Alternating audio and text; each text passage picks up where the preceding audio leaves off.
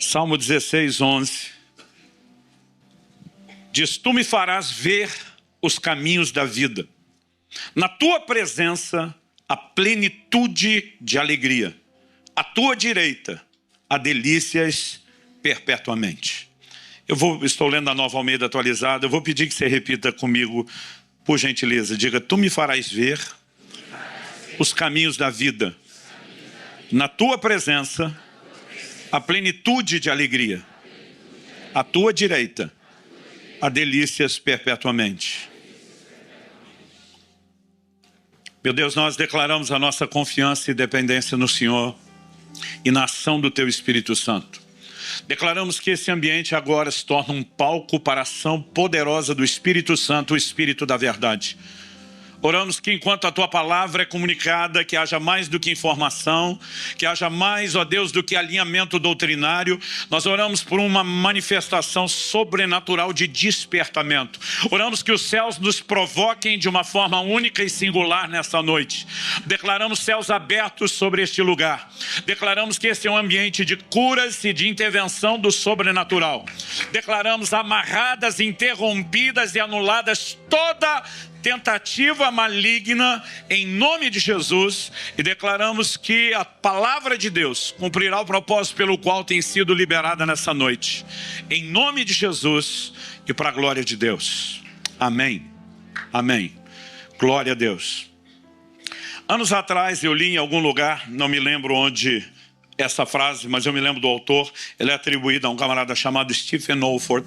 Ele diz: a espera de um avivamento coletivo não é desculpa para deixarmos de viver um avivamento pessoal. Nós estamos esperando que toda a terra se encha do conhecimento da glória de Deus, como as águas cobrem o mar. Nós cremos que veremos manifestações poderosas de Deus. Há um vento soprando sobre Portugal. Ano após ano, a gente volta e percebe, os ares estão mudando. Não são apenas os resultados, os ares, os céus estão mudando. E Deus fará coisas extraordinárias nesse lugar. Mas até que o fogo pegue em todo mundo, não há desculpa para que você não se incendeie primeiro. Não há desculpa para que você não viva primeiramente incendiado. Aliás, eu acredito que a soma desse fogo de cada um de nós é que fará a grande diferença no final das contas. E nos últimos anos, Deus tem falado muito forte ao meu coração. Eu comecei como ministro itinerante há 33 anos atrás, e os primeiros anos antes do ministério pastoral, praticamente 3 anos, a minha missão era apenas desafiar e encorajar a igreja a entrar num lugar em Deus, conhecer o sobrenatural. A mensagem era de avivamento, mas sempre focando aquelas reuniões gloriosas. E nas últimas décadas, vamos dizer assim, pelo menos uma década e meia, Deus começou a falar muito forte comigo, dizendo: eu quero que você refine e dirija o seu ensino, provocando as pessoas a entrarem no lugar do avivamento pessoal. Isso não significa que nós não vamos continuar pregando e tendo outros falando, e muitas vezes eu falo também sobre o aspecto coletivo. Isso não significa que a gente não tenha que ter expectativas para conferências proféticas como esse. Nesse ambiente, meu amigo, tudo pode acontecer. Tudo o que o Senhor precisa é um momento de bobeira da sua parte, que você baixe a guarda, se exponha, e Ele vai te pegar e vai fazer alguma coisa. E eu creio que nessa noite, milagres que vão muito além de cura vão acontecer, provisão, intervenções nas famílias, pessoas que vão experimentar das mais diversas intervenções de Deus. Então, de forma alguma, eu estou tentando minar a fé para esse outro aspecto. Mas Deus começou a me dirigir dizendo: o que eu quero é que você provoque as pessoas a entrar nesse lugar de um avivamento pessoal. E dentro dessa linha, Deus tem me chamado muito a atenção para esse texto. Porque o salmista, pelo Espírito de Deus, quando diz: tu me farás ver os caminhos da vida, em primeiro lugar ele fala de algo que não se vê sozinho, de forma automática e espontânea. Porque se pudesse ser visto de forma automática e espontânea, não precisaria da ajuda de Deus para enxergar. Então isso requer discernimento, e esse assunto eu vou deixar para o fim do discernimento. Mas quando ele diz: tu me farás ver os caminhos da vida, o que é que significa os caminhos? Hoje a maioria de nós anda tão pouco a pé que isso nem faz tanto sentido para a gente. Mas a ideia de caminho fala de um trilho que conduz a um destino. E normalmente, isso não só é usado para falar do propósito. Paulo compara, né, o ministério a uma jornada, a um caminho, a uma carreira, né? Mas o próprio evangelho foi chamado e rotulado dessa forma de o caminho. O caminho não determina apenas o ponto de partida, o trilho no qual você se move, mas ele conduz também a um alvo. E eu e você não fomos criados, não viemos ao mundo sem propósito. Há uma razão pela qual a gente existe. E eu não falo nem daquela razão pessoal, individual, do plano personalizado. Deus criou toda a humanidade com um plano. E se há um lugar onde você pode encontrar uma explicação clara, objetiva e direta da razão pela qual eu e você fomos criados, é na pregação de Paulo em Atenas. Paulo está falando do maior palco da filosofia do mundo dos seus dias. Talvez em nenhum outro lugar da Terra tinha tanta gente por metro quadrado fazendo aquelas mesmas indagações. Quem eu sou, de onde eu vim, para onde eu vou. E para esse povo sedento de resposta, o apóstolo Paulo diz em Atos 17, ele começa falando do Criador nos versos 24 e 25, mas ele entra dizendo o seguinte, no verso 26, de um só homem, uma clara referência a Adão. Ele fez todas as raças e tribos dos homens. Para quê? Indicativo de propósito. Para que o buscassem. Ainda que tateando. Quem que busca tateando? Quem está desprovido ou limitado de visão. E mesmo na cegueira espiritual produzida pelo pecado, a Bíblia diz, ainda que tateando, o pudessem achar. Se é o que define a razão pela qual eu e você existimos, é buscar a Deus. E o salmista está dizendo, tu me farás ver os caminhos da vida, não só o trilho, mas aonde ele leva, eu vou poder cumprir o propósito. Mas depois de falar disso, ele também afirma, na tua presença, a plenitude de alegria. Porque esses caminhos conduzem aonde? A busca de Deus, consequentemente ao encontro de Deus. E agora ele vai falar do resultado do caminho. Na tua presença, a plenitude de alegria. Não apenas alegria, mas a mais cheia, completa medida de alegria que o ser humano pode experimentar. Ela se encontra num único lugar. E esse lugar é a presença de Deus. Mas ele não fala da alegria como se fosse um sentimento etéreo, subjetivo, vago. Ele traduz isso num linguajar muito prático. Ele diz, à sua destra ou à sua direita, há delícias, leia-se, deleites, prazeres perpetuamente, porque não são, a semelhança do que a Bíblia diz em Hebreus 11, 25, prazeres transitórios como o pecado. São prazeres permanentes, são prazeres eternos, duradouros. E o salmista, pelo Espírito Santo, está falando de algo extraordinário. Porque Deus cria o homem, e quando estabelece o primeiro casal lá no Éden, é importante que você perceba que mesmo antes da queda, quando o homem tinha acesso à plenitude de alegria que há na presença de Deus, Deus nunca se opôs que o homem tivesse outras formas de alegria. Aliás, Deus lhes proporcionou algumas dessas formas de alegria. Primeira delas, Deus olha para o homem e diz, não é bom que ele esteja só. E põe em execução um plano eterno do casamento. E diz, far-lhe-ei uma ajudadora. Deus seja louvado pelo casamento. Todo dia alguém falou, pastor, o casamento é difícil. Falei, difícil é você, eu. O casamento não é para ser difícil. Se nós nos deixarmos ser tratados por Deus, ele é algo extraordinário. É plano de Deus. E a ideia de deleite não se limita ao deleite físico da intimidade. Deveria envolver deleite emocional, deveria envolver deleite espiritual. E é por isso que eu quero pedir, né, aos jovens, à moçada, aos solteiros aqui, que nunca negociem isso. A Bíblia diz, não se ponha debaixo de julgo desigual com o incrédulo. O que tem de gente apaixonando por quem não serve a Deus, eu penso que comunhão você imagina que terá com essa pessoa. Sem contar que qual é a graça de virar genro ou nora do capeta? Casando com o filho do Satanás ou a filha do Satanás. Agora, por que é que Deus estabeleceu limites como esse? Porque ele queria que houvesse alegria em todas as dimensões. Mas Deus também olha para o homem e diz, vocês podem comer de toda a árvore no jardim. Esse toda na minha mente, eu já imagino assim, maiúscula, negrito, eu brinco, é mente de gordinho. Porque Deus podia ter feito um único fruto, gente. De uma única cor, com uma única textura, com um único cheiro, com um único tamanho, com um único formato, com um único sabor. e que tivesse todos os nutrientes que a gente precisa. A gente comeria aquilo, resolveria tudo, talvez seria um tédio, começou aquilo o resto da vida, mas estaria resolvido na perspectiva nutricional. Mas Deus não fez isso, Ele caprichou. Todas as cores, sabores, cheiros, texturas, tamanhos, frutas sazonais. Você fica esperando a próxima estação para comer aquilo de novo. O que é que Deus estava dizendo? Eu não quero só dar nutrição, eu quero dar deleite para vocês. Mas Ele estabelece um limite e diz: daquela árvore vocês não podem tocar. Porque o dia que vocês cruzarem esse limite, tentando buscar alegria fora daquilo que eu estou permitindo, Ele está dizendo: estou te dando outras além de mim. A minha é a única plena, mas ainda assim te permite ter acesso a outras. Mas quando você cruzar esse limite, você vai perder tudo que eu estou te disponibilizando. E esse casal que comungou com Deus de um nível, de uma forma tão profunda, que encontrou realização e alegria plena, de maneira que a gente nem consegue entender o que dizer e explicar, em algum momento consegue a façanha de cruzar o limite do proibido e comprometer não apenas a vida deles, mas a vida de todos nós. Porque tragicamente toda a humanidade é afetada. Romanos 5,12 diz: por meio de um só homem entrou o pecado no mundo, através do pecado a morte, e a morte passou a todos os homens. Mas mesmo depois da queda, o Deus de misericórdia começa a colocar em execução e revelar de forma progressiva seu plano redentor.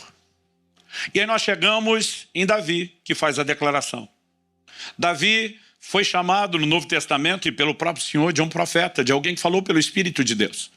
E o que Davi está vislumbrando não é apenas aquilo que ele já tinha acesso. Está vislumbrando uma medida maior e sinalizando algo que se tornaria ainda mais profundo ao longo dos anos à sua frente, que era justamente a redenção em Cristo, que proporcionaria ao homem retornar àquele lugar perdido do Éden, de acessar a fonte da plenitude de alegria. E mesmo Davi é um homem singular, não só na sua geração, mas em todo o Antigo Testamento. O único a quem Deus chamou, não foram as pessoas, muito menos ele que se chamou. Deus o chamou de um homem segundo o seu coração. E sabemos que não é porque Davi era perfeito, porque a Bíblia registra suas falhas, tropeços e pecados. Mas ele era alguém fascinado por Deus. Alguém que chega a dizer no Salmo 27,4, uma coisa pedi ao Senhor, e a buscarei, que eu possa habitar no seu santuário todos os dias da minha vida. Por que, Davi? Porque está com medo dos inimigos, que está precisando de uma bênção? Não. Para contemplar sua formosura, para meditar no seu santo templo. E esse homem que rompe, entra num lugar diferenciado, muda os parâmetros da adoração na Bíblia e no templo, e viveu algo singular e único, não só na sua geração, mas em toda a antiga aliança. E que tem essa percepção do Espírito de algo tão extraordinário, também consegue em algum momento a façanha de cruzar o limite do proibido e buscar prazer numa fonte que não era contínua ou permanente, e sim transitória. Ainda que arrependido e restaurado, colhe os frutos e a consequência inevitável do seu pecado. Isso me faz perguntar o que leva a gente, como Adão e Eva, que viveram a plenitude do que Deus tinha, a comprometer isso tudo. O que leva a gente, como Davi, que no processo de restauração de Deus, entende o que a maioria não entendeu e ainda assim, em algum momento, consegue comprometer isso. A outra pergunta, não é só o que os levou a isso, será que isso é exclusividade deles? Ou será que o que aconteceu com eles pode acontecer comigo e com você? Honestamente, nós precisamos pensar que a vida é algo bem maior. Eu já estou com 51 anos, sou avô, você passa a olhar as coisas de outra forma. Enquanto alguns de vocês estão pensando que a vida é só essa semana das noites de Sião, eu quero te dizer que você tem anos e anos e décadas à sua frente. E você precisa imaginar que essa fé e esse fogo não é para estar aceso só esses dias. Nós precisamos planejar e projetar uma vida de devoção a Deus, uma vida de santificação, uma vida de avivamento.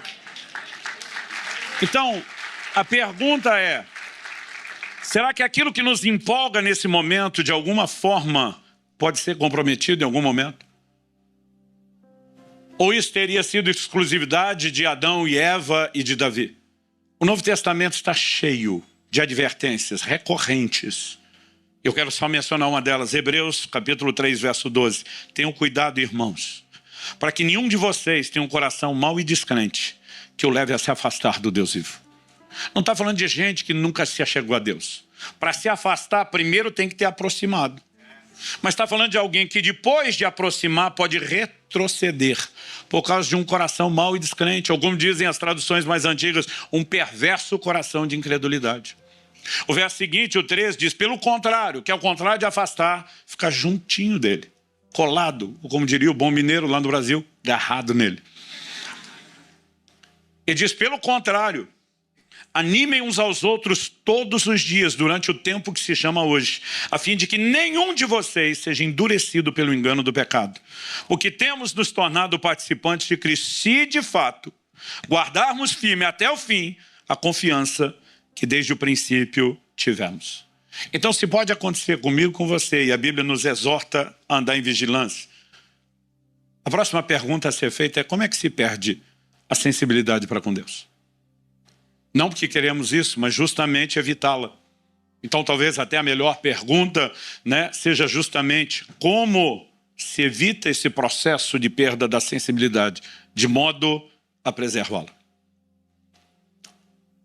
E para falar a respeito desse assunto, que é o foco da minha mensagem hoje, preservando a sensibilidade para com Deus. Esse é o tema da palavra.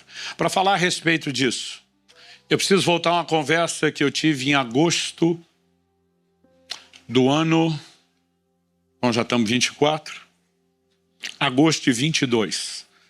Então, há mais ou menos 1 ano e meio atrás.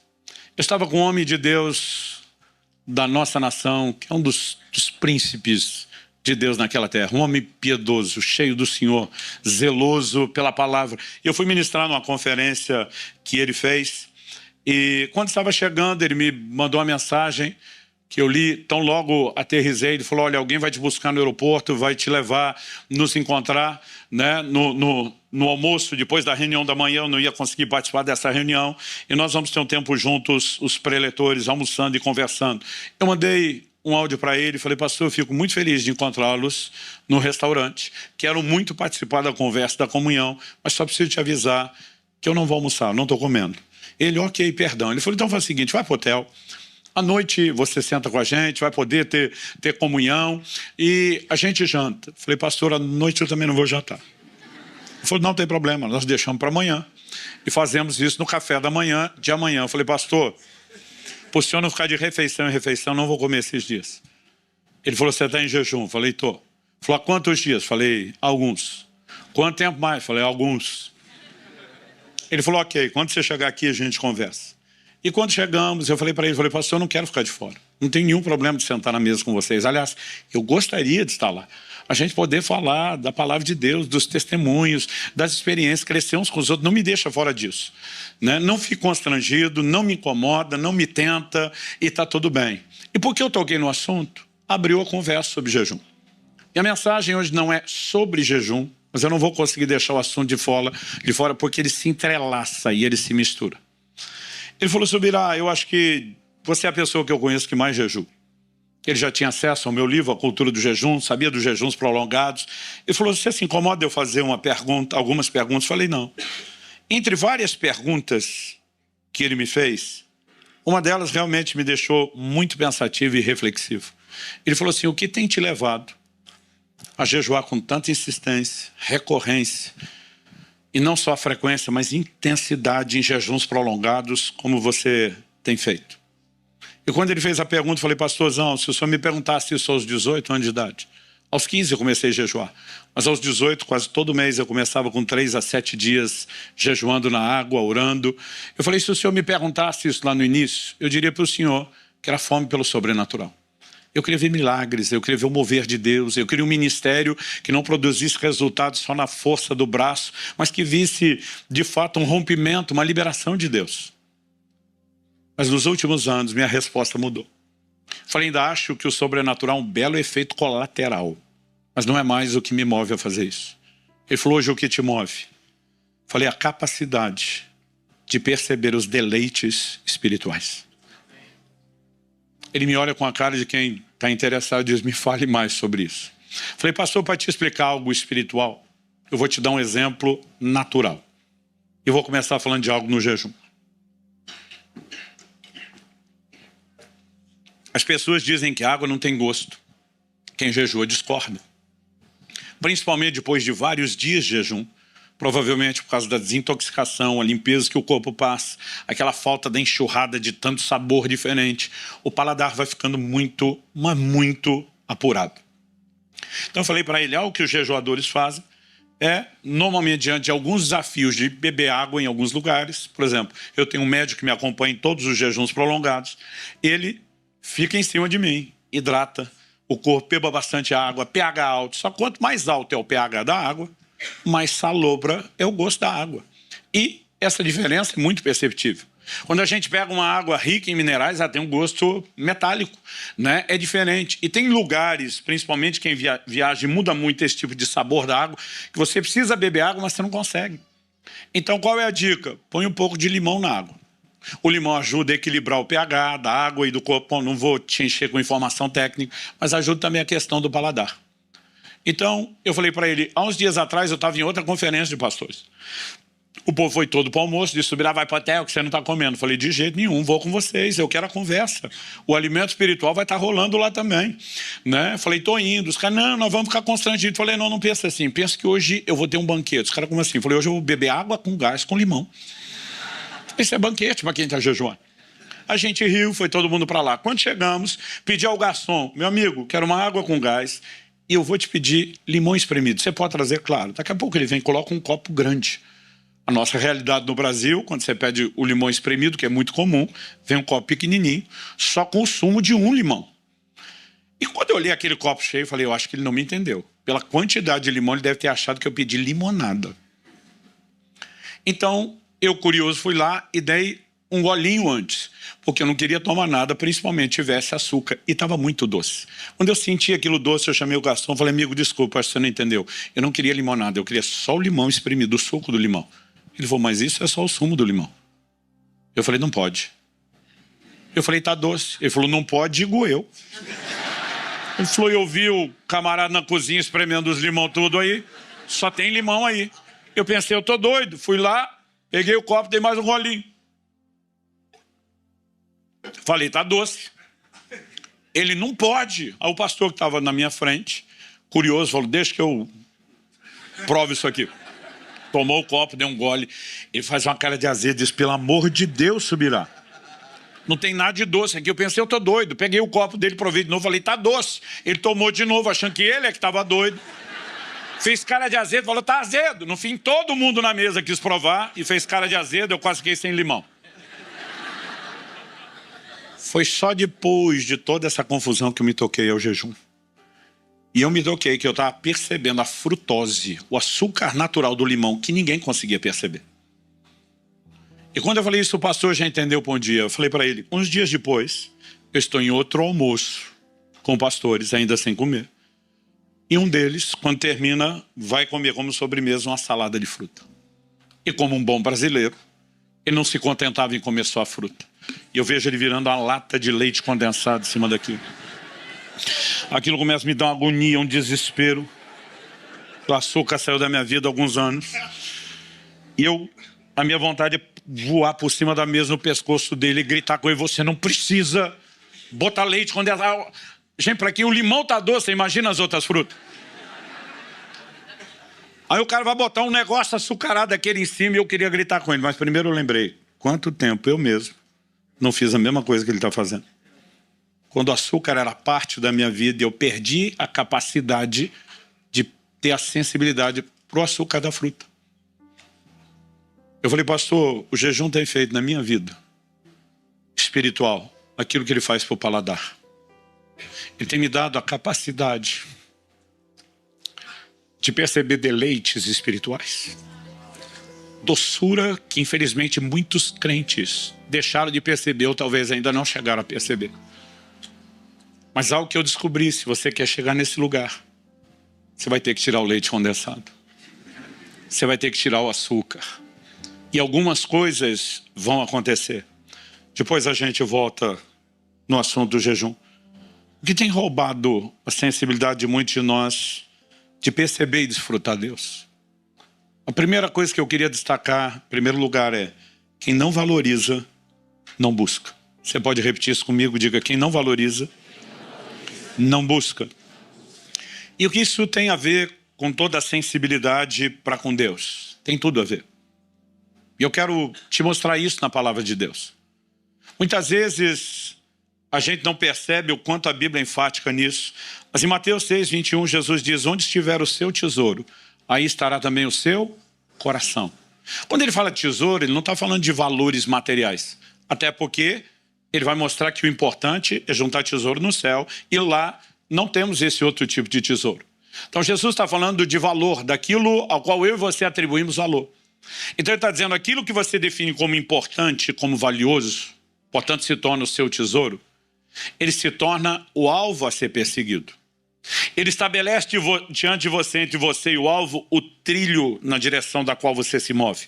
Ele se torna também uma espécie de força motriz que empurra você no trilho em direção àquilo que você valoriza. Então quando alguém me diz: não tenho tempo para isso, a primeira coisa que eu penso é: o seu problema não é falta de tempo, é falta de valor. Não me diga que você não tem tempo para ler a Bíblia. Não me diga que você não tem tempo para buscar Deus. Muitas vezes nós não percebemos que a falta de valorização que se torna um aspecto complexo. Agora os crentes acham: não, porque eu me converti, porque eu estou empolgado com o que eu estou vivendo. Eles acham que essa valorização é automática. Não é. Se fosse automática, a Bíblia não nos chamaria um posicionamento para isso. Em Colossenses, no capítulo 1, dos versos 1 a 3, Paulo diz: se vocês foram ressuscitados juntamente com Cristo, busquem as coisas lá do alto, onde Cristo vive, assentado à direita de Deus. Pensem nas coisas lá do alto e não nas que são aqui da terra. Ele diz: porque vocês morreram e a vida de vocês está oculta com Cristo em Deus. Ué, se fosse automático, a Bíblia não mandava pensar e buscar. Então essa atribuição de valor, em alguns momentos ela pode parecer espontânea, mas na sua totalidade ela não é. Ela precisa ser construída, ela precisa ser trabalhada e refinada de forma intencional. Quem está entendendo isso, diga amém.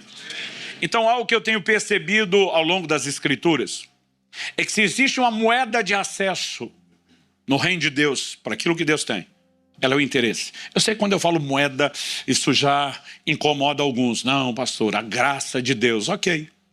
Não foi o próprio Jesus que diz lá no livro do Apocalipse, na carta à igreja de Laodiceia: aconselho-te que de mim compres ouro refinado pelo fogo, vestes brancas para que te vista, colírio a fim de que você unja os seus olhos.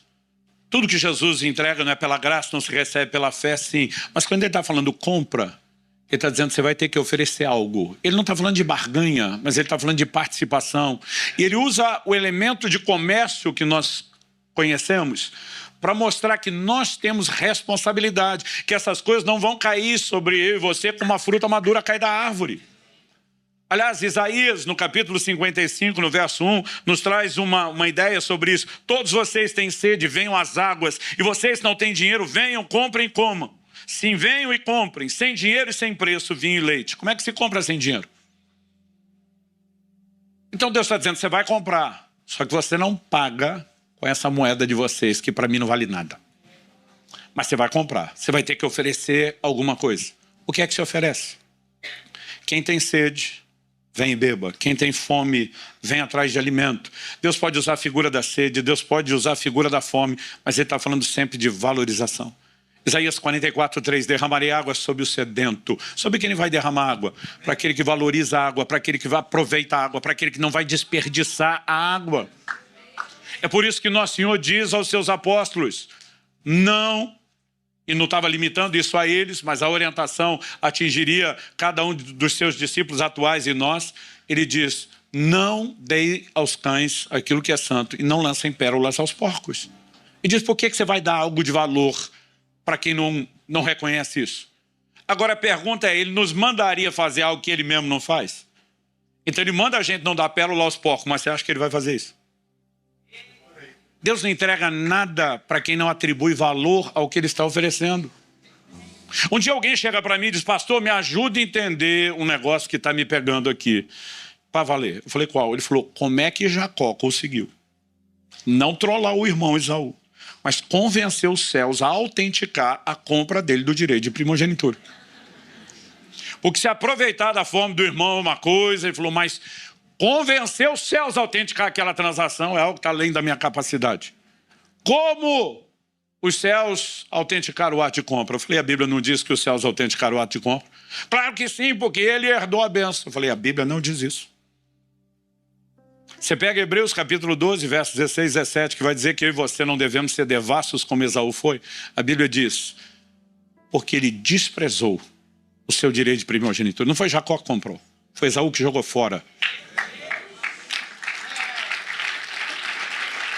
Você não compra nada de Deus, principalmente com meios carnais. Agora, acontece que Jacó, apesar da sua carnalidade, valorizava o que o irmão desprezava. Acontece que ele era o herdeiro na linha de sucessão, mas não foi ele que conseguiu que os céus autenticassem a compra. Os céus autenticaram o cancelamento de quem não dava valor àquilo que estava sendo oferecido. Então, isso é um princípio bíblico inquestionável, imutável. Segundo lugar, se quem não valoriza não busca, o que é que me impede, o que é que te impede, o que é que nos impede de buscar mais a Deus? Em Mateus 6 também, verso 24, logo depois de dizer onde está o teu tesouro, estará o seu coração. Jesus diz, ninguém pode servir a dois senhores, porque ou irá odiar um e amar outro, ou irá se dedicar a um e desprezar o outro. Jesus está dizendo que eu e você, quando estamos diante de um foco dividido, nós vamos nos doar mais a um do que a outro. Fato. Ele não fala só de amor e ódio, mas ele fala de dedicação e desprezo. A linha entre o amor e o ódio é mais fácil de perceber do que a linha da dedicação e do desprezo. Eu diria para você que a valorização de outras coisas, em detrimento do valor de Deus, ela tem nos sabotado mais do que a gente imagina. E aqui não estou falando necessariamente de pecado. Em Lucas, no capítulo 8, no verso 14, na parábola do semeador, Jesus fala de uma semente que caiu entre espinhos e os espinhos a sufocaram. Outro evangelho diz que os espinhos cresceram. Porque você não arrancar essa desgraça da sua vida, eles vão sufocar e comprometer aquilo que Deus está fazendo por meio da sua palavra. Mas na hora de interpretar o significado dos espinhos, Jesus diz, foram sufocados com as preocupações, as riquezas e os prazeres da vida, e os seus frutos não chegam a amadurecer. Lucas é o único que, além de falar de riquezas e de preocupações, enfatiza prazeres. Pastor, o prazer em si é errado? Não. Quando Deus disse a Adão que não era bom que ele estivesse só, ele ofereceu uma mulher que iria que tivesse prazer espiritual, emocional e deleite físico, tudo junto no casamento. Quando Deus nos proporciona essa diversidade de alimentos e um paladar, né, com essa capacidade incrível de degustação, Ele está dizendo, eu quero que vocês tenham deleites. Mas nós precisamos entender que a valorização de deleites, mesmo lícitos, não estou dizendo os ilícitos, mesmo deleites lícitos, a supervalorização disso, isso tem se tornado um problema na nossa geração, como talvez nenhuma outra antes de nós. Isso tem se tornado um grande motivo de distração. Em 2 Timóteo, no capítulo 3, a Bíblia diz que nos últimos dias sobrevirão tempos difíceis. Quando você pensa em tempos difíceis, normalmente você pensa que está falando das circunstâncias. Gente, não é isso que a Bíblia está falando.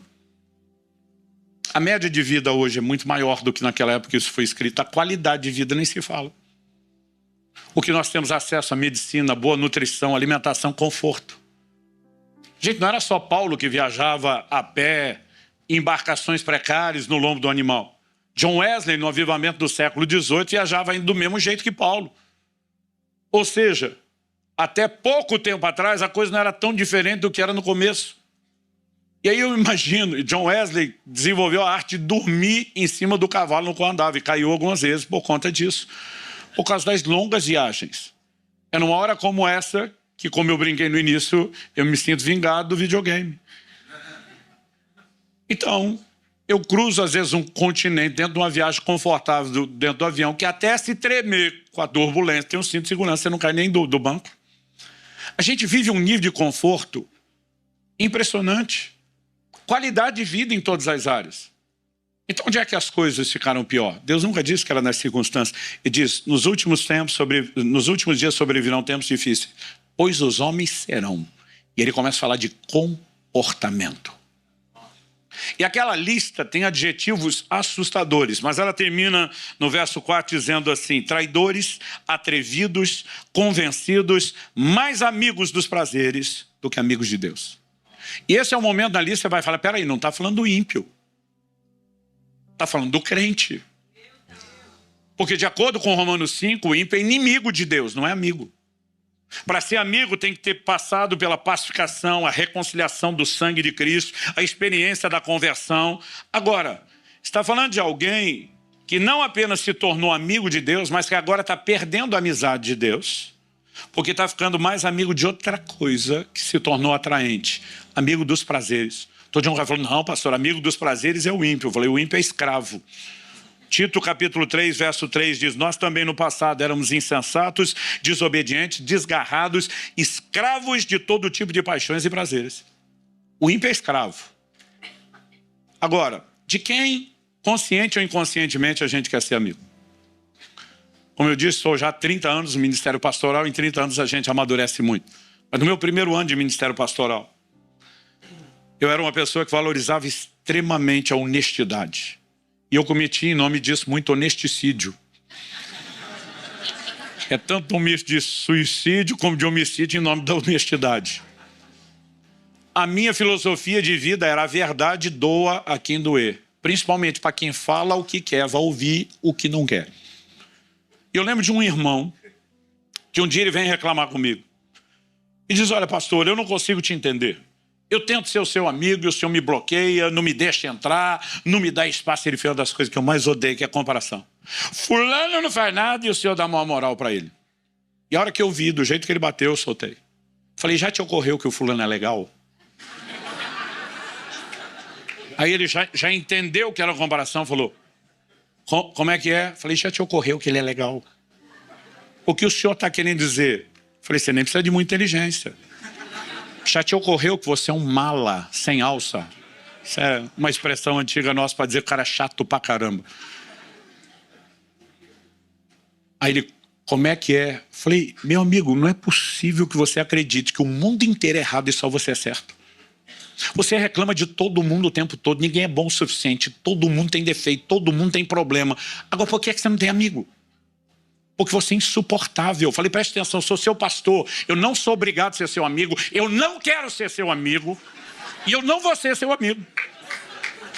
E a hora que eu percebi, já tinha descarregado. Aí eu vejo a criatura implodindo na minha frente. Um dia desse alguém falou: pastor, hoje que o senhor é mais maduro, falaria a mesma coisa. Falei: de uma outra forma. Mas falaria a mesma coisa.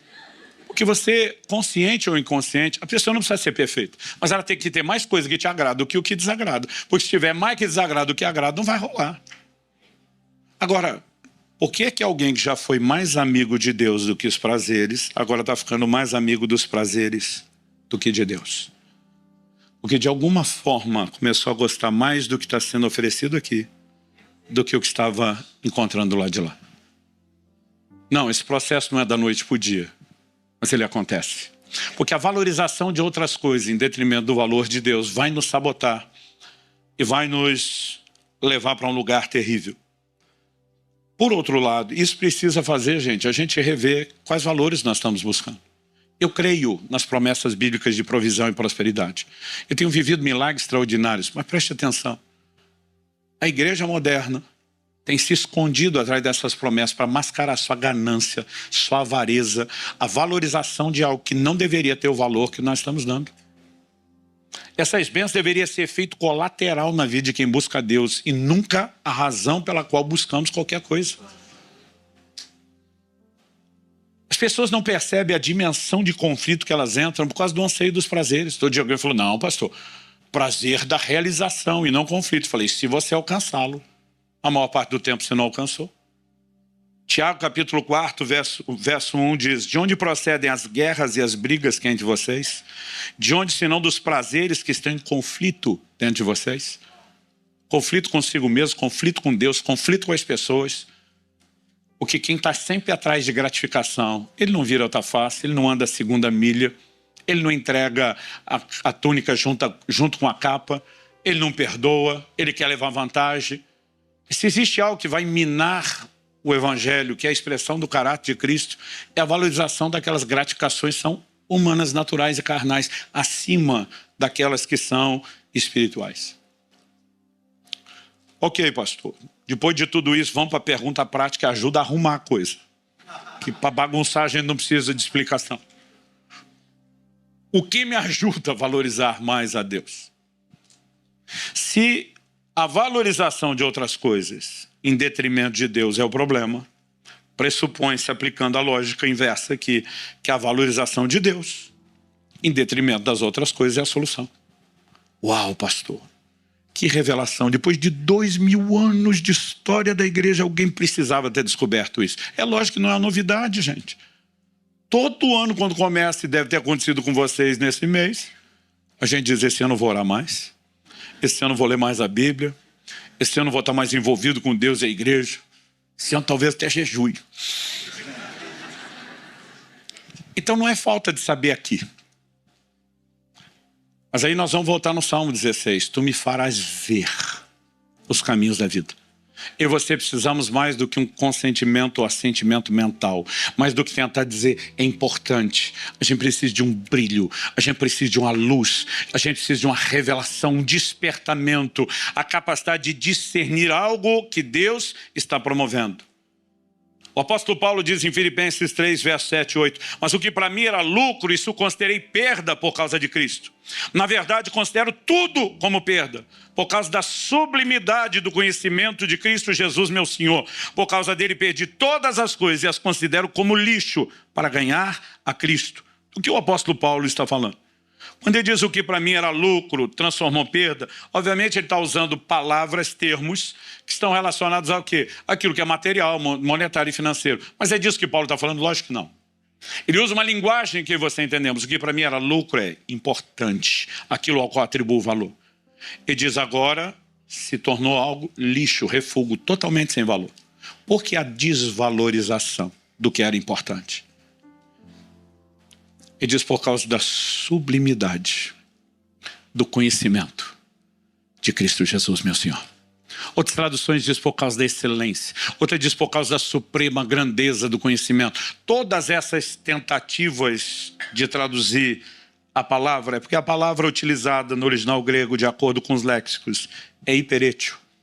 E essa palavra hiperétio, ela significa manter-se sobre, sobressair-se, elevar-se, destacar-se, estar acima, ser superior em posição, autoridade, poder. Ela fala de proeminência. Honestamente, eu acredito que Paulo não está falando da proeminência do conhecimento.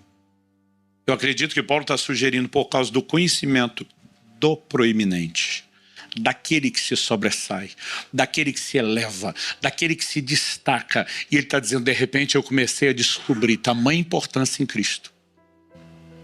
Que aquilo que antes era importante, porque não tinha outro referencial de comparação, quando eu descobri o que realmente era importante, desvalorizou. Perdeu a sua importância. Perdeu o seu valor.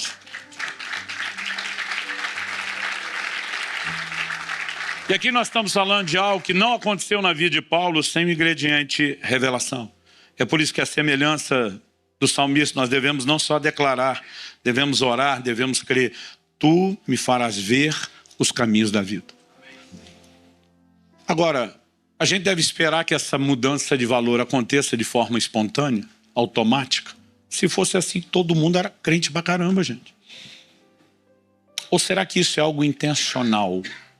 Que ainda que a gente dependa de uma ação de Deus, que a gente pode provocar essa reação.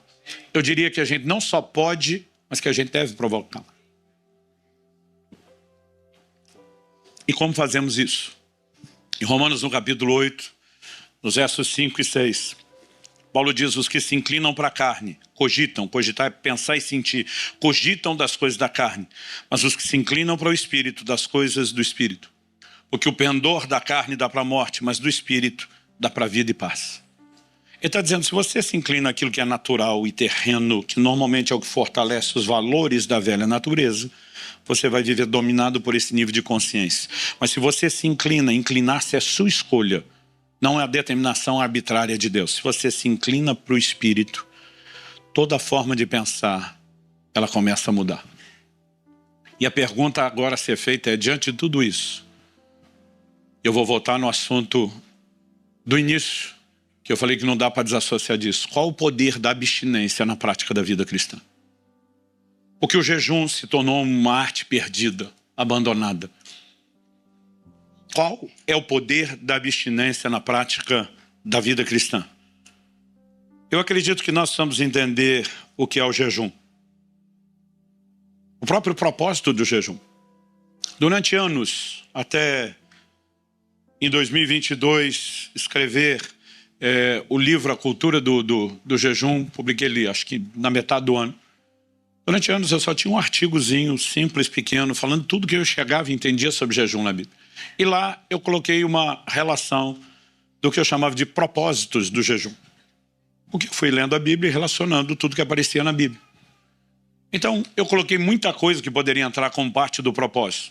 O jejum está ligado ao arrependimento. A única exigência do Antigo Testamento, uma vez ao ano, né, esse momento anual que todo israelita tinha que jejuar, era o dia da expiação, Yom Kippur, o dia do perdão. Então, todo mundo tinha que se arrepender. 1 Samuel 7,6, nós vamos ver o jejum para arrependimento. Mas você vai ver gente também jejuando por consagração.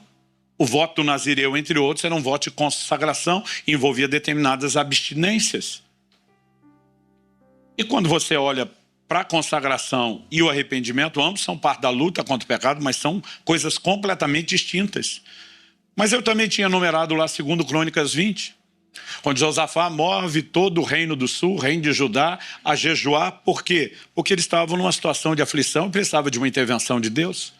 Esdras, capítulo 8, de 21 a 23, fala deles jejuando por proteção. Salmo 35, 5, fala de jejuar por pessoas que estavam enfermas. E muitas vezes você vai fazendo essa relação, Daniel jejuando enquanto intercede pela restauração do seu povo, e alguns passaram a concluir que o jejum deveria ser praticado só em momentos de circunstâncias extremas e emergenciais. Isso não é verdade. É lógico que circunstâncias extremas requerem medidas extremas. Mas isso não significa que a gente tem que jejuar só nessas circunstâncias. Quando você olha para o ensino de Jesus, ele diz em Mateus no capítulo 6, no verso 16, quando jejuardes? Ele nunca diz se jejuardes. Ele obviamente esperava que nós jejuássemos. E nas palavras de John Wesley, ninguém orienta como fazer alguma coisa, a menos que espere que o orientado faça o que ele está sendo orientado a fazer. Porque senão não haveria o menor sentido em orientar como fazer. Em Lucas, no capítulo 5, para aqueles que dizem que jejum é coisa da antiga aliança, do Velho Testamento, quando perguntaram a Jesus, por que é que seus discípulos não jejuam? Ele disse, porque o noivo está presente. Quando o noivo for tirado, quem é o noivo? Em todas as parábolas de Jesus, em todos os evangelhos, que ele usa a alegoria do noivo, ele está falando de si. E ele diz, quando eu for tirado, ele não está falando de 3 dias de ausência entre morte e ressurreição, mas ele está falando do momento em que fosse assunto elevado aos céus, até o dia do seu glorioso retorno. Essa era a estação do jejum. Como é que o jejum não é para hoje?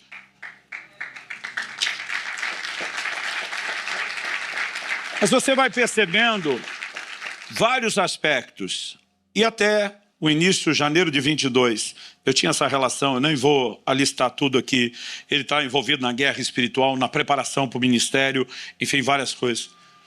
Até aquele momento, para mim, assim, tem muito motivo, tem muita razão ao propósito do jejum. Mas um dia eu estava orando e o Espírito Santo falou, qual o propósito do jejum? Eu falei, são vários na Bíblia. Ele diz, não, o propósito do jejum é um só. Não, a Bíblia está cheia, diz o que você encontrou são propósitos secundários.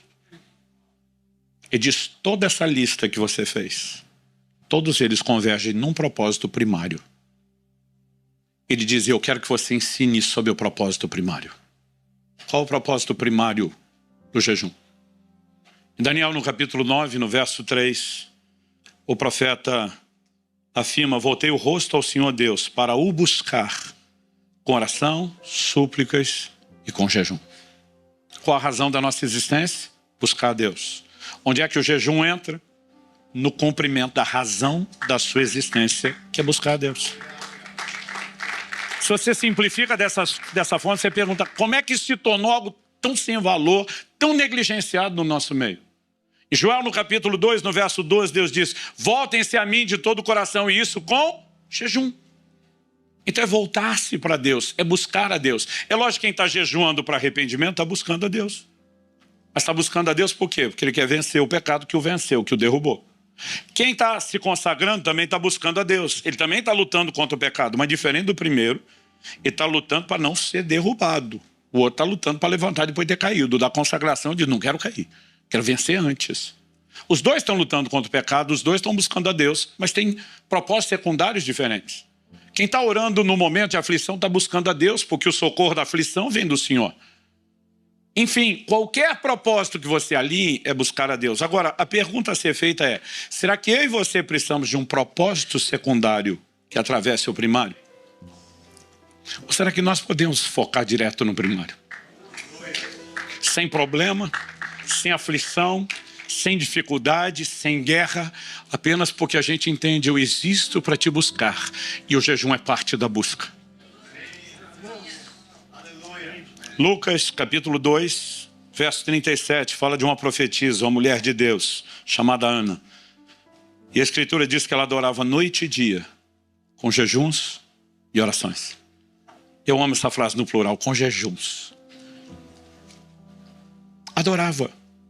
Ana está com problema? Não, tomou a parte da minha vida viúva. Já superei toda e qualquer dor, tenho sido sustentada por Deus, 84 anos de idade. A Bíblia não descreve nenhum problema, diz que ela ia lá para adorar a Deus, para ministrar ao Senhor. Atos capítulo 13, fala da igreja em Antioquia, verso 2. Os líderes da igreja estão reunidos. Para quê? A Bíblia diz, enquanto eles estavam adorando o Senhor. Outra tradução diz, ministrando ao Senhor e jejuando. Eles não estão na perseguição da igreja de Jerusalém, que na verdade a essa altura também já tinha cessado. Estão lá em Antioquia, na Síria. A Bíblia não relata nenhum problema. Por que é que estão jejuando? Para ministrar ao Senhor. Focados direto no propósito primário. O que esses dois textos têm em comum? Além de ambos terem sido escritos por Lucas e estarem no Novo Testamento, além de ambos mostrar gente que focou o aspecto primário. O que você vai ver é uma percepção profética diferenciada. Ana não é chamada de profetisa à toa, e é naquele ambiente que a Bíblia diz, disse o Espírito Santo, separai-me a Paulo e a Barnabé, e o maior movimento missionário da história vai nascer nesse ambiente de busca, regado com jejum. Porque quando eu e você começamos a focar no propósito primário, uma das coisas que vamos perceber é que algo diferenciado acontece. Mas antes de chegar na consequência, o resultado, o que é que eu e você precisamos entender? O jejum, em essência, é abstinência de alimento. A palavra jejum no grego, usado também o verbo jejuar, nestil. Ne é um prefixo de negação, estil é comida. Então jejuar significa não comer.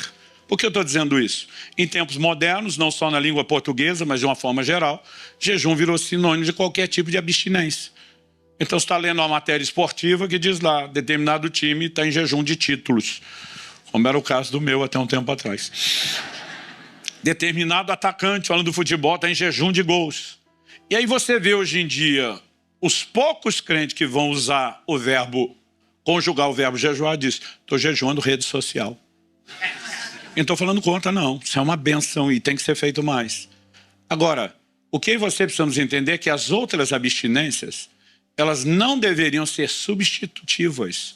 Elas deveriam ser complementares do jejum de alimento. Faz sentido para você? É lógico que a Bíblia fala de outras abstinências. Números 30 fala da lei dos votos, com qual alguém ia afligir a sua alma, abrir mão de coisas que gostava, simplesmente por um propósito maior. Paulo fala sobre isso em 1 Coríntios, no capítulo 7. Ele vai dizer no verso 5, que o marido não deve, e nem tampouco a esposa, eles não devem se privar um ao outro, está falando da intimidade, do momento de vida íntima, sexual do casal. Ele diz, a não ser, aí você tem a única exceção, pela qual uma pausa. E gente, ele está falando de uma recorrência, diferente da igreja romana, nós não acreditamos que o casal cristão tem que ter intimidade só para procriar. Paulo fala de uma frequência e intensidade que me faz acreditar que Deus quer avivamento nessa área também. Mas ele está dizendo a única razão para dar uma pausa, os solteiros que esperem a sua hora.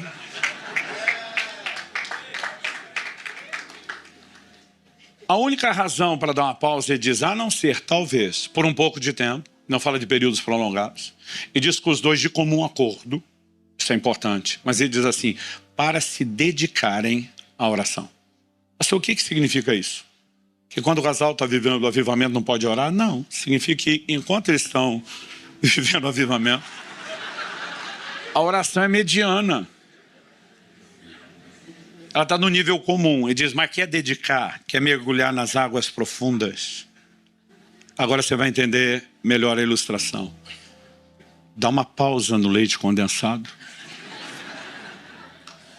para que você resgate a percepção do açúcar da fruta. Deus está dizendo, pause deleites inferiores, não são ilícitos, mas são inferiores, para que você comece a perceber e descobrir deleites superiores. Na tua presença, a plenitude e a alegria.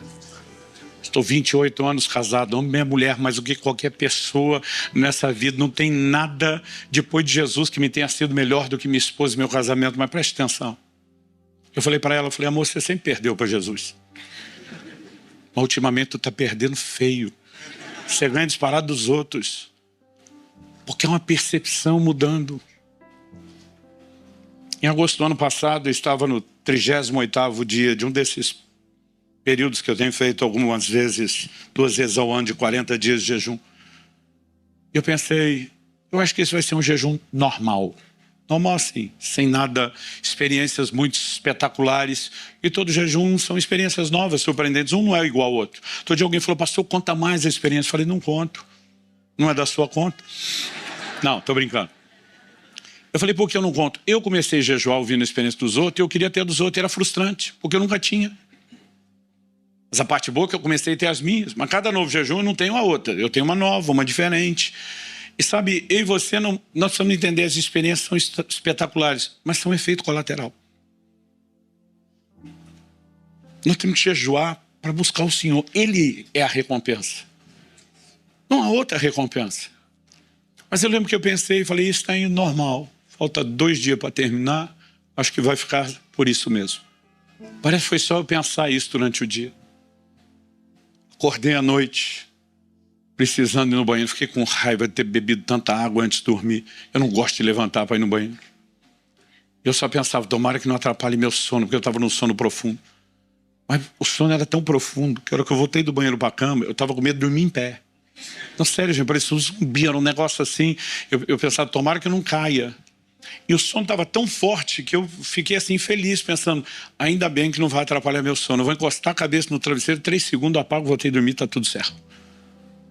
E parece que pensar, não me lembro de ter reparado desse tipo de coisa antes, mas tudo isso ajudou a entender melhor o cenário.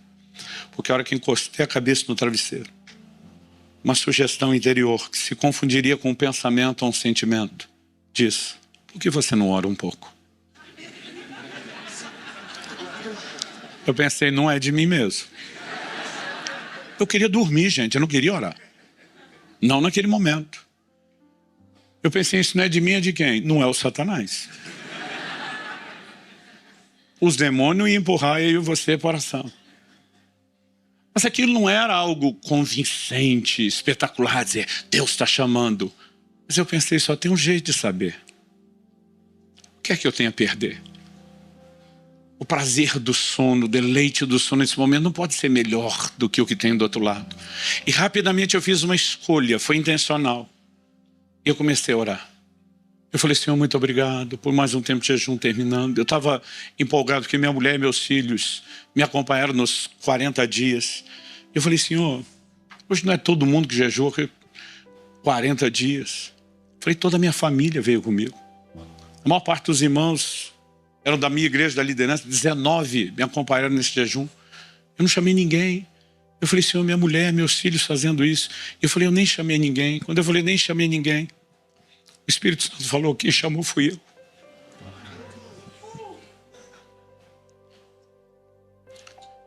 E foi como se naquele momento alguém lá no céu apertasse o botão que ativa o modo glória. Não dá para explicar o que aconteceu naquele quarto. Deus entrou naquele quarto. No dia seguinte, liguei para minha filha. Depois de casado, não mora mais conosco. Falei, filha, Deus entrou no meu quarto ontem. Ela falou, pai, você ouviu Deus? Falei, graças a Deus que não. Eu falei, filha, me entenda, era maravilhoso, mas era assombroso. Eu estava no escuro, mas eu cerrei meus olhos com toda a força. Ela falou, mas se eu senti ele do lado, eu falei, filha, esse é o ponto. Ele não estava do lado, ele estava em todo lugar. Ele estava de um lado, ele estava do outro, ele estava à frente, ele estava atrás, ele estava em cima, ele estava embaixo, ele estava fora, ele estava dentro. A presença dele invadia a matéria, não dá para explicar. Eu sabia que aquilo enchia a cama, enchia a parede, enchia o quarto, não dá para explicar. E não há palavras que possam descrever o prazer dessa presença. Foi uma das melhores coisas que eu já senti na minha vida. E é um grito do coração de Deus. Estou chamando para um lugar onde a gente diz, Senhor, nós somos gratos por todos os prazeres inferiores que o Senhor deu, os lícitos. E a gente tem a vida inteira para usufruí-los. Mas há momentos onde a gente vai dizer, nós vamos dar uma pausa. Porque por melhor que isso seja, não se compara com os deleites superiores. Não se compara.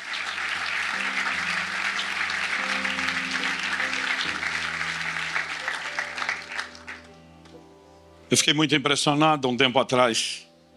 Uma frase atribuída a um camarada chamado Edward Farrell. Eu acho que vai tê-la para projetar.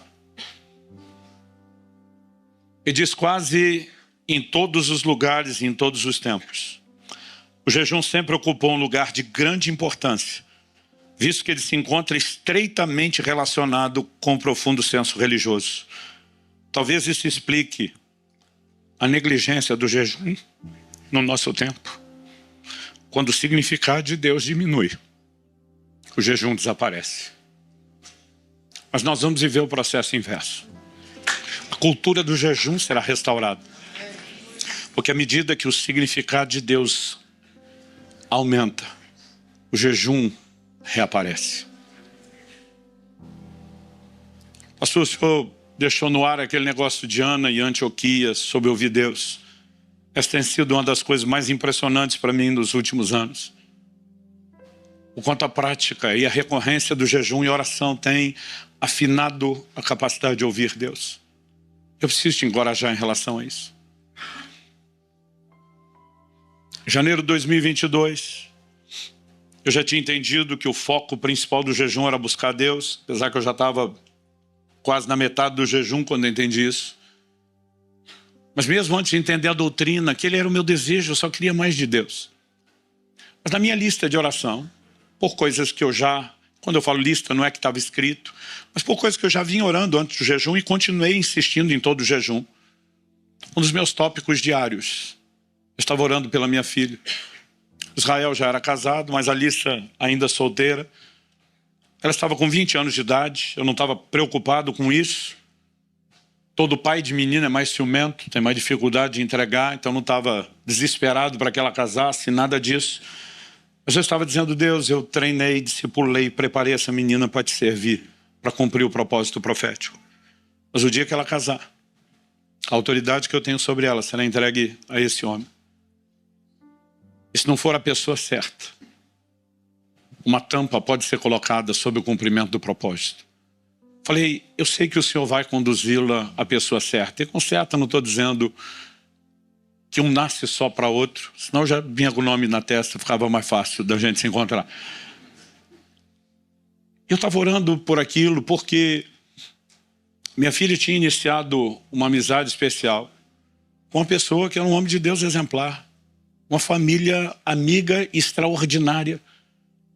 Não tinha absolutamente nada que pudesse significar um problema, mas no dia seguinte, a ter dado início, a gente chama isso porque ainda não é o namoro, mas é uma intenção de se aproximar para que haja algo em relação ao relacionamento.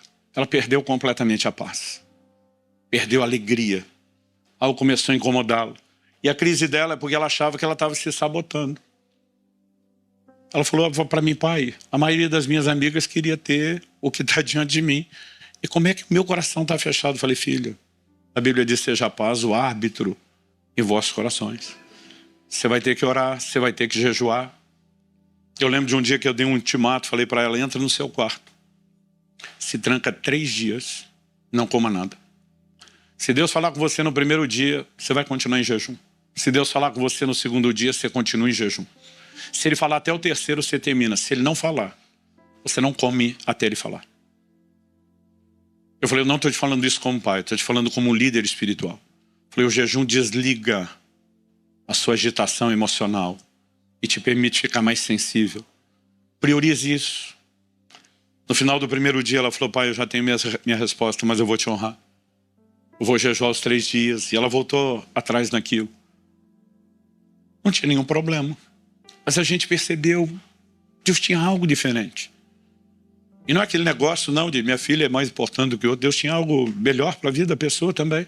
Mas isso começou a me levar a orar e dizer, Senhor, a pessoa certa não é só ser um crente, um bom crente. Tem que ter algo alinhado ao seu propósito. E eu estou lutando por ela em oração. Falei, eu não vou deixar ela orando por isso sozinho. Eu sou o sacerdote dessa casa. E eu estou intercedendo. Mas no meio do processo, eu comecei a dizer para Deus, eu quero saber quem é meu genro, antes dela.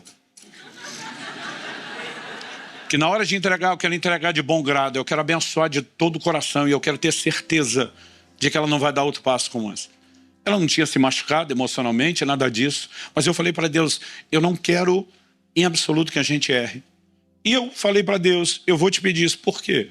Falei para Deus, jurisprudência. O Senhor abriu um precedente. 7 anos antes meu filho casar, Deus me mostrou quem seria minha nora, que hoje é minha nora. Na hora que os dois se viram e falaram a primeira vez quando se conheceram, meu filho ia completar 12 anos de idade. Eu agarrei o braço da minha esposa e falei, esses dois vão casar. Ela falou, como é que é? Eu falei, não sei te explicar. Ela falou, Deus falou com você? Eu falei, falou do verbo falar? Não, não tive uma visão, não ouvi uma voz. Mas é uma convicção, um testemunho do Espírito absurdo. Eu falei para minha mulher, eu posso registrar em cartório isso. Eu sei que vai acontecer. Eu falei, aliás, eu vou registrar. Ela falou, por quê? Eu falei, falar depois ninguém acredita. Ela falou, sou sua testemunha. Aliás, falei, você será a única testemunha. Nós não vamos falar para ninguém. Nós não vamos falar para ele, para não influenciar a escolha dele. Eu falei, eu não posso nem falar para o pai da moça, porque é o meu pastor. Falei, vamos esperar. E eles se casaram. E agora eu estou lá diante de Deus. Falei, eu não te pedi. O Senhor falou porque quis, mas abriu o precedente. Criou a jurisprudência. Falei, agora eu quero. 30º dia do jejum. Fui ministrar numa cidade do interior de São Paulo. Ligo para o pastor antes. Falei, amigo, eu tenho uma exigência sua. Ele falou, comida não é, que já soube que não está comendo. Falei, estou jejuando. Qual exigência? Falei, você vai comigo para a academia hoje. E você vai me treinar. Ele falou, você não está no jejum prolongado? Falei, estou. Cardio leve? Falei, não, maluco. Treino pesado. Ele falou, como é que é? Eu falei, você é formado em educação física. E foi personal antes de ser pastor. Eu quero uma testemunha. Eu quero que você veja algo que eu entendi. Eu treino nesses jejuns até o 40º dia. Às vezes 1 hora de cardio, 2 de musculação. Isso é outro assunto que não é para agora. Falei, eu quero você como testemunha. Era a minha primeira vez que eu estava fazendo isso. Depois eu passei a fazer todas as vezes. Mas eu falei, eu preciso de alguém que veja, alguém que entende. Ele disse, tá bom. Fomos para a academia. Depois de 1h30 de treino, eu falei, subir, pelo amor de Deus, já deu. As pessoas treinam 45, 50 minutos, 1 hora no máximo. Você já está 1h30. Ele falou, eu não sabia que você ia demorar, eu tenho que fazer, eu vou embora. Eu falei, pode ir. Eu falei, eu vou fazer 1 hora de cardio. Você está maluco? Aí ele falou, vamos fazer o seguinte, você precisa de 1 hora? Eu falei, preciso de 1 hora. Ele falou, daqui a 1 hora eu te busco. Eu falei, tá bom. Aí ele chamou o filho, que estava estudando teologia fora, e estava de férias, e estava conosco na academia, mas no canto dele, fazendo treino dele, falou, vem cá, leva o Subirá para o andar de cima, fazer o cardio, fica com ele aí, faz companhia, eu busco vocês depois. Então chegamos lá, peguei um elíptico, ele pegou a esteira que estava do meu lado e falou, pastor, o senhor se importa se eu falar com você? Eu falei, você pode falar à vontade. Você tem 20 anos, eu vou fazer 50, você come todo dia, faz 1 mês que eu não como. Falei, eu depois de 1h30 de treino, daqui a pouco eu não sei se eu estou conversando. Ele falou, não, eu vou de boa aqui, da esteira mais devagar. E nós começamos a fazer o exercício. Para minha surpresa, eu estava conversando bem, mas ele testemunhando, falando comigo. Ele disse, o senhor sabe que o senhor é uma influência, uma inspiração na vida do meu pai? Eu falei, eu sei. Ele falou, eu quero testemunhar o quanto o seu filho é a minha inspiração, a minha referência. Eu, glória a Deus. E nós estamos conversando. E de repente acontece algo que eu não sei explicar. Eu estou no mesmo lugar, não fui a lugar nenhum, tudo é igual.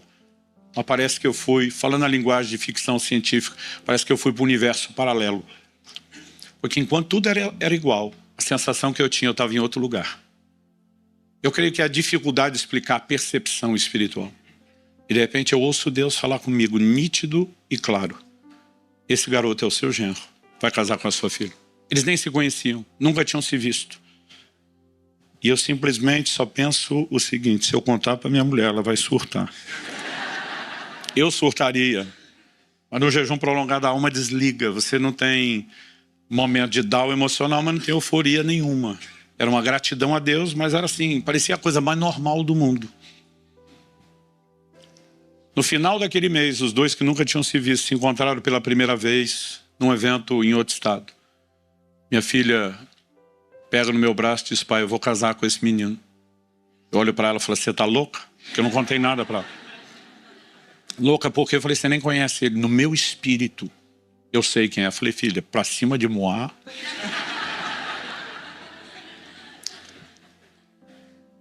Ela falou, pai, eu não sei te explicar, mas eu sei que o senhor é o último que pode falar contra isso. Mamãe te viu pregando a primeira vez, disse que ia casar com você e olha o que deu.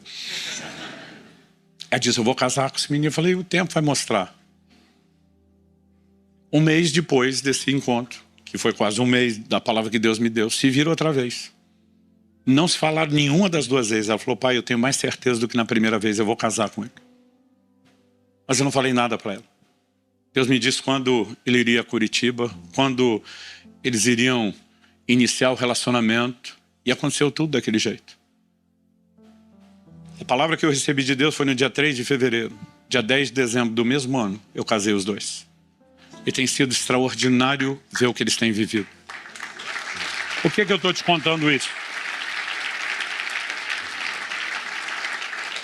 Dia desse um pai falou na minha frente para a esposa, pai de 3 moços, falou, tem que ir mais para a academia e jejuar mais.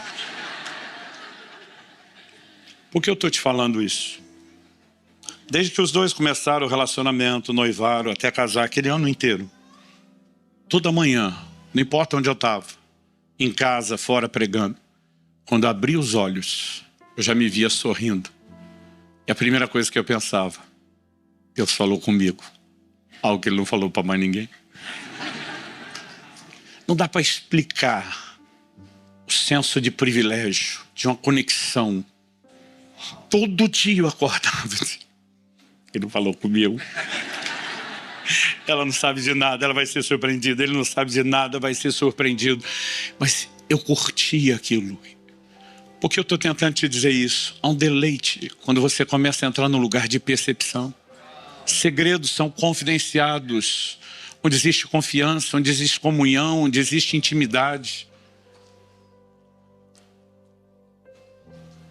Em 2009, eu estava pregando no Japão por 2 semanas, eu dei escapar de 2 dias na agenda, tinha uma brecha na agenda, para ir para a Coreia do Sul. Eu queria conhecer a montanha de oração do ministério do pastor Cho. E quando cheguei lá, eu levei um choque, já tinha ouvido isso, mas não tinha levado muito a sério. Em todo lugar naquela montanha, placas de advertência em coreano e inglês. Proibido jejuar mais do que 40 dias. Falei, o quê? Naquela época eu nunca tinha jejuado mais de 21. Eu conhecia poucas pessoas que tinham feito um jejum de 40. Hoje está uma epidemia. Deus seja louvado. Mas eu falei, aqui eles proíbem o povo. Quando eu falo da cultura do jejum, não estou falando de quando um ou outro faz, ou quando alguns de nós fazemos esporadicamente. É quando isso começa a se tornar recorrente, crescente, insistente. É quando isso vai se alastrando. E haverá um movimento de Deus que precederá o grande avivamento pelo qual nós estamos orando, que será gerado por meio de jejum. E você precisamos não só preservar, precisamos desenvolver a sensibilidade. Eu não estou dizendo que você tem que fazer o que eu faço. Eu só quero te encorajar a ir além do que você fez. Se você nunca fez, comece. Meu primeiro jejum, riram dele. Eu tinha 15 anos de idade. Um grupo de amigos, estávamos juntos, e a gente decidiu jejuar pelo único do grupo que ainda não tinha sido batizado no Espírito Santo. Alguém falou, vamos jejuar por fulano, para Deus pegar ele na vigília de hoje. Ele estava frustrado. Ele estava naquele modo, Deus deu para todo mundo, menos para mim, ama todo mundo, menos eu, e ele estava por um fio de desviar, estava desanimado. E a turma falou, vamos lutar por ele, vamos ajudar ele. Aí um falou assim, vamos jejuar. Ele falou, mas nós já tomamos café da manhã. Eu falei, daí? A gente jejuou o almoço. Ele falou, mas pode começar o jejum no meio-dia? Ele falou, claro.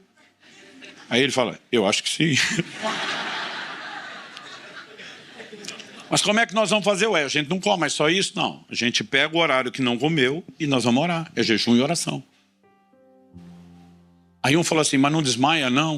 Ele falou, acho que não. Ninguém sabia nada. Aí outro falou, olha, por precaução, não é melhor a gente tomar um refrigerante? Então, o jejum de uma refeição só. Um dia desse alguém falou, pastor, devo jejuar refrigerante? Eu falei, isso não é jejum, é libertação. Se puder, elimine isso da sua vida. Mas na época, nós enchemos o bucho de refri e jejuamos só a comida. Apesar que um adolescente jejuar uma refeição, gente, é quase um adulto, como jejuar o dia todo. Porque as criaturas comem. Alguém à tarde soube do nosso jejum de uma refeição só, regada a refrigerante, esculhambou, gente. Esculhambou faz sentido para o português, não? Deu um esculacho na gente, ridicularizou a gente. E disse, isso é jejum coisa nenhuma, jejum de verdade não põe nem bala açucarada na boca. O que dizer tomar refrigerante? Ah, vergonha, eu fiquei mal, falei para Deus, desculpa aí. Prometo melhorar da próxima vez, eu fiquei mal. Mas à noite, quando aquele nosso amigo finalmente foi batizado no Espírito Santo, ninguém convencia a gente de que aquilo não havia tido resultado.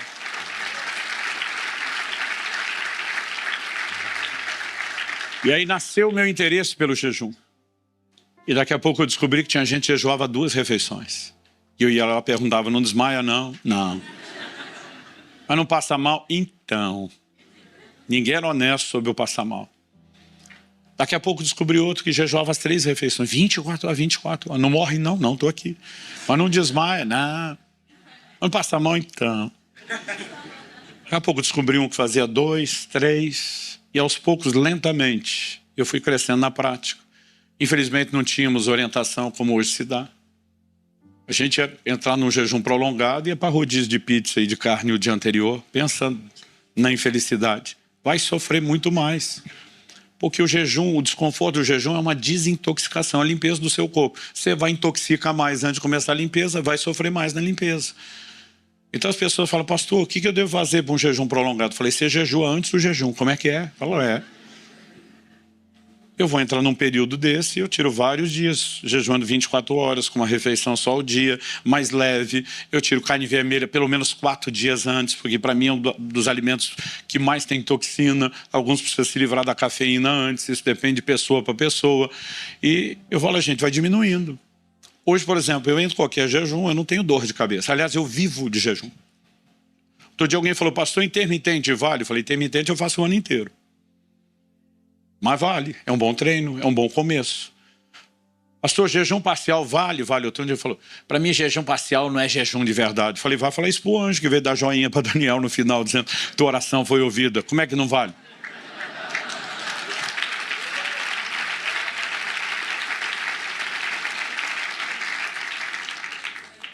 Mas se você nunca fez, comece uma refeição, dá uma treinada nesse nível, vá para 2.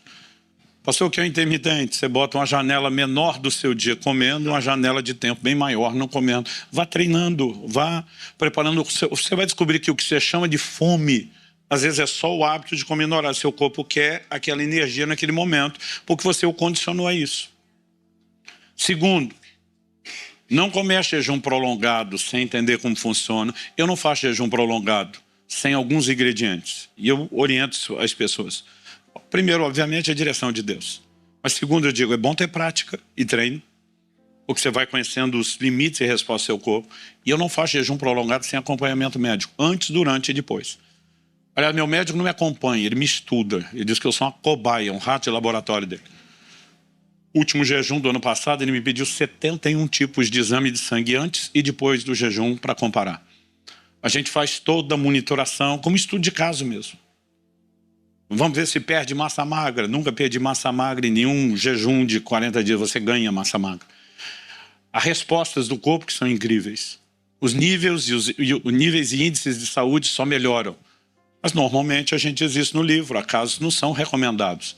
Então é importante. Outro dia alguém falou, mas pastor, agora que o senhor já fez vários, precisa do médico? Eu falei, sim. Ele falou, por quê? Eu falei, para me proteger de maluco que nem tu. Que nunca fez um dia e já quer começar com o de 40. Eu falei, a gente tem que ser cauteloso, mas nós podemos crescer. Então eu não quero que você faça o que eu estou fazendo. Eu não acho que o que Deus tem me levado a fazer seja para todo mundo. Eu acredito que Ele, depois de uma estação ministerial e da vida, Ele está me chamando a um lugar diferente. Isso tem a ver com o fato de que Ele me disse, eu quero que você seja um porta-voz dessa mensagem. Então eu tenho que vivê-la mais do que todo mundo. Eu quero ser o primeiro a praticar o que eu peço para os outros. Mas eu não quero que você sinta oprimido do que eu estou falando. Tem gente que ouve uma mensagem dessa e sai e não quer nem comer, acho que é pecado. Você pode começar amanhã, não precisa ser hoje. Mas o que eu quero encorajar você, algumas dinâmicas que nós vamos entendendo. Para os que já estão acostumados, pastor, eu já faço 1, 2, 3 dias, como funciona isso? Eu digo para alguns, dor de cabeça é limpeza. Quanto mais você sofre, mais isso indica de que sua alimentação é errada e que você pode melhorá-la. Hoje em dia, eu paro qualquer momento para entrar no jejum, eu não tenho uma dor de cabeça. Por precaução, eu tiro a carne vermelha alguns dias. Mas para mim a preparação é mais simples, eu diminuo, eu aumento a ingestão de fibras naquelas refeições menores. Mas algo que as pessoas falam assim, não pastor, não pode. Como é que a pessoa fica tanto tempo sem comer? Você sabe qual é o recorde mundial de jejum? Está no Guinness Book de 1971. E o cara nem era crente. 382 dias. Mais de um ano sem comer, tá certo? Começou com mais de 200 quilos e terminou com 83. E se não jejuasse, teria morrido. Os médicos deram um tratamento de fome, mas era para parar com 40 dias, que era o que a medicina conhecia, era o limite. Ele estava se sentindo tão bem e continuou. Mas qual é a dinâmica? É isso que você precisa entender, a fisiologia. A energia do seu corpo vem da glicose, basicamente carboidrato, qualquer forma de carboidrato que você come. Quando você não ingere o carboidrato, ou porque está em jejum, ou porque comeu só proteína e gordura, mas não carboidrato, da onde seu corpo vai pegar energia? Glicogênio, armazenado no músculo e principalmente no fígado. É a glicose que não foi usada e está armazenada, estocada ali. Quando ela acaba, no máximo 3 dias, com alguns pode levar até um dia, quando ela acaba, qual é a outra fonte alternativa, além da primeira que acabou? Suas reservas de gordura. As pessoas acham que o que engorda é comer gordura, o que te engorda é comer carboidrato.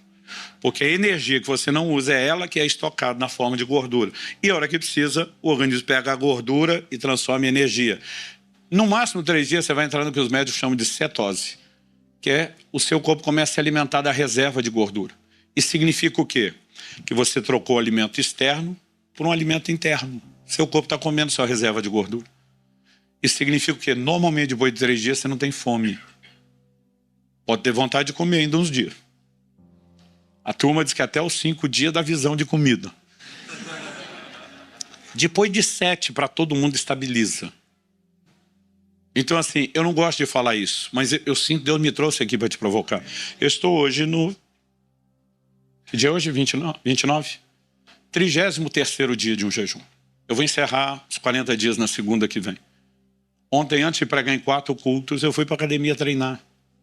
Você pode viver uma vida não só espiritualmente diferenciada, mas até mais saudável com o jejum. Agora, não comece da noite para o dia. Mas a dinâmica, à medida que você vai estudando, eu fui estudar material de médicos que não são cristãos, estudar inúmeras pesquisas que estão aí para a gente entender e comprovar. É possível você fazer isso não só de forma saudável, mas que dê seu corpo ainda mais saudável. Repito, a gente tem restrições, e é por isso que fala de prolongado acompanhamento médico. Mas, gente, não há um motivo sequer, nem no plano espiritual, emocional, físico, que justifique a negligência do jejum. Eu creio que Deus está nos chamando a um tempo, a um lugar, onde a gente começa essa prática. Minha neta, com 3 anos de idade, vendo o vô, a avó, o pai, a tia jejuando, a mãe fez um parcial que estava amamentando. Ela falou, eu também, eles em casa falam português e o inglês, ela dizia, eu também quero fast. Então ela falou, vou jejuar marshmallows. E começou junto com os marshmallows, tirar qualquer... Porque uma vez por semana ela tem direito de comer doce, né? Ela falou, vou jejuar aquilo que ela esperava a semana inteira. É uma cultura que se cria. Nós vamos provocando. Pastor, o senhor falou que um monte de gente está te acompanhando. Sim, eu não chamo ninguém. Que o exemplo vai arrastando, vai provocando. As pessoas veem o que acontece. E nós podemos criar uma revolução. Mas apesar de toda e qualquer experiência que a gente pode chamar ou classificar de maravilhosa, para mim hoje o grande atrativo. Alguém disse, pastor, Deus te pediu para fazer 2 por ano? Falei, só em 2022. Eu tinha feito o primeiro em 2018, ele me pediu, fiz o segundo em 2019, ele pediu, 2021 ele não me deixou, eu queria fazer, ele não me deixou fazer, não sei porquê, ele nunca explicou e eu obedeci. Mas quando começou 22, ele disse, esse ano você faz 2. Eu falei, ok. Quando eu terminei o segundo, falei, o senhor não precisa me pedir mais. Se o senhor não me parar. E tem 3 pessoas, o senhor e mais 2 que podem me parar. O senhor, minha esposa e meu médico. Se eles não me pararem por um motivo razoável, o senhor não precisa ser explicado. Eu vou seguir fazendo 2 por ano. Que até agora ele não me parou. Pelo contrário, em junho, estava gravando em Israel uma série desses vídeos do Caminho na Palavra, tinha passado Turquia, Egito e terminamos em Israel. E nós paramos numa casa de oração no deserto do Negueb. E quando eu estava orando, o Espírito de Deus me visitou de uma forma singular. E ele falou comigo nítido e claro, não o próximo jejum, o próximo era o de julho, eu estava para começar. Ele diz, mas o de janeiro. Ele diz, eu quero que você venha a Israel para interceder por eles. Quando a guerra estourou, minha mulher falou, você vai? Eu falei, claro que vou. Ele sabia que a guerra ia estourar e me convocou. Fiquei agora lá 24 dias. Nem avisei minha igreja, para eles não ficarem preocupados. Mas chamei meus pastores, meus líderes, e falei, gente, eu volto. O que eu volto? A mesma fé de Abraão. Ele diz, eu e meu filho, vamos adorar e voltaremos. A Bíblia diz que Abraão cria que Deus iria ressuscitá-lo, porque se tem promessa, não faz sentido morrer. Se morrer, vai devolver. Falei, agora, mesmo se eu soubesse que não voltava, eu iria do mesmo jeito. Mas o que eu entendi por trás disso? Deus está dizendo, não te pedi mais, mas Ele está dizendo, o próximo de julho você faz onde quer, o de janeiro eu digo onde você faz. Falei, Ele está deixando e ainda está avalizando. E está sendo bom para nós 2. Eu preciso te encorajar. Quem jejua costuma testemunhar que um chip muda dentro dele. Não dá para explicar a mudança de mentalidade.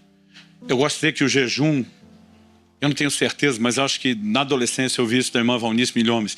O jejum muda o centro de gravidade. O centro de gravidade da terra puxa para baixo. O centro de gravidade do céu puxa para cima. Pensar nas coisas que são do alto. Pensar nas coisas que são de cima. Quem jejua com frequência e recorrência testemunha as mesmas coisas. As coisas materiais perdem absurdamente o valor. É inexplicável. E apesar de perder o valor, você vive milagre financeiro como a maioria não vive. Mas perde o valor.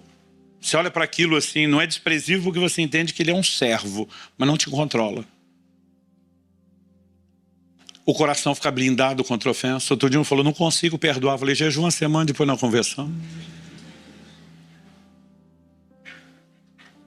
Nós vamos perceber muita coisa mudando, mas para mim o melhor é perceber os deleites espirituais. E eu creio que esse convite hoje não é meu para você, é um convite do céu. Vamos dar uma pausa no leite condensado e voltar a perceber o açúcar da fruta. Você aceita o desafio? Eu quero que você feche seus olhos por um instante, aí onde você está, sentado mesmo.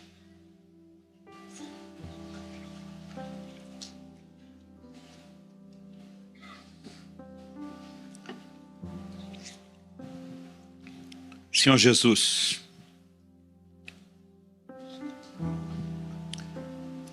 eu tentei da melhor forma possível na minha limitação expor princípios da Tua Palavra e um convite dos céus. Mas se o Senhor não vivificar isso no coração dos meus irmãos e irmãs, terá sido só um discurso, só uma palestra. E sabemos que o Senhor tem mais do que isso. São noites de avivamento, são noites de ativação. E nós não queremos apenas clamar pelas Tuas manifestações. Elas serão inevitáveis, serão efeito colateral. Espírito Santo, nós não queremos só o seu poder e só aquilo que o Senhor faz. Nós queremos interagir com o Senhor como nunca antes. Nós queremos a sua pessoa, o senso de proximidade, de comunhão. Nós queremos descobrir um lugar de interação, onde a velha natureza é intencionalmente mortificada. E onde o jejum somado à sua irmã gêmea, a oração, produz sensibilidade espiritual. Deus, eu oro por um novo tempo. Não só um novo tempo de entendimento da Tua palavra, e oramos por entendimento espiritual, mas oramos, ó Deus, por um novo tempo de resposta. E queremos declarar profeticamente, fazendo coro com o salmista: Tu nos farás ver os caminhos da vida. Pai, nós oramos por olhos abertos, por percepção espiritual, por uma nova capacidade de discernimento e sensibilidade em cada um de nós. E oramos, ó Deus, por algo intenso da parte do Senhor. Faze-nos ver os caminhos da vida. Aquilo que nos conduz ao alvo, a razão da nossa existência, te buscar, Senhor. Te buscar não apenas por questões efêmeras, passageiras, transitórias, não apenas por questões circunstanciais. Nós queremos, ó Deus, entrar nesse lugar de ser atraídos pelo Senhor. E nós oramos, Espírito Santo de Deus, toca-nos hoje, sopra, libera, produz algo diferenciado nas nossas vidas. Nós oramos por um romper profético. Nós oramos por um divisor de água, de águas nas nossas vidas. Nós oramos, ó Deus, por um novo tempo, por uma nova estação.